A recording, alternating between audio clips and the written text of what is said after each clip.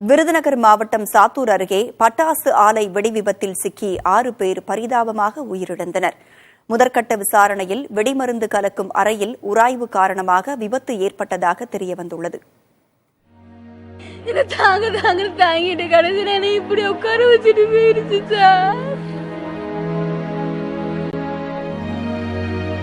கோட்டையூரில் உள்ள பட்டாசு ஆலையில் வழக்கம் போல் ஊழியர்கள் வேலை செய்தபோது இந்த துயர சம்பவம் நிகழ்ந்தது.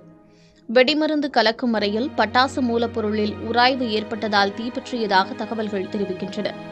அப்போது ஏற்பட்ட வெடி விபத்தில் பட்டாசுகள் வெடித்து சிதறியதால் 4 அறைகள் தரைமட்டமாகின. இந்த கோர விபத்தில் வேல்முருகன், நாகராஜ், கண்ணன், காமராஜ், மீனாட்சி சுந்தரம், சிவக்குமார் ஆகிய 6 தொழிலாளர்கள் நிகழ்விடத்திலேயே பரிதாபமாக உயிரிழந்தனர். முகமது சுதீன் என்பவர் படுகாயமடைந்த நிலையில் அருப்புக்கோட்டை அரசு மருத்துவமனையில் சேர்க்கப்பட்டார். ஆலையின் உரிமையாளர் உட்பட 4 பேர் மீது காவல்துறையினர் வழக்கு பதிவு செய்தனர். நிகழ்விடத்தில் மத்திய பெட்ரோலியம் மற்றும் வெடிபொருள் அதிகாரிகள் ஆய்வு செய்தனர். விருதுநகர் மருத்துவக் கல்லூரியில் வெடி விபத்தால் உயிரிழந்தவர்களின் குடும்பத்தினரை மாவட்ட ஆட்சியர் நேரில் சந்தித்து ஆறுதல் கூறினார்.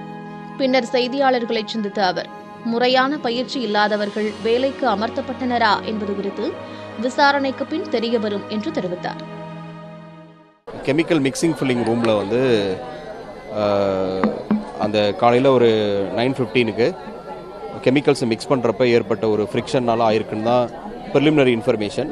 பட் ஒரு விரிவான விசாரணைக்கு உத்தரவிட்டிருக்கோம். விரிவான விசாரணைக்கு பிறகு தான் முழு விவரங்கள் தெரிய வரும். ஓனர் அண்ட் இருக்க ஃபோர்மேன் மேலே வே புக் கேஸ்.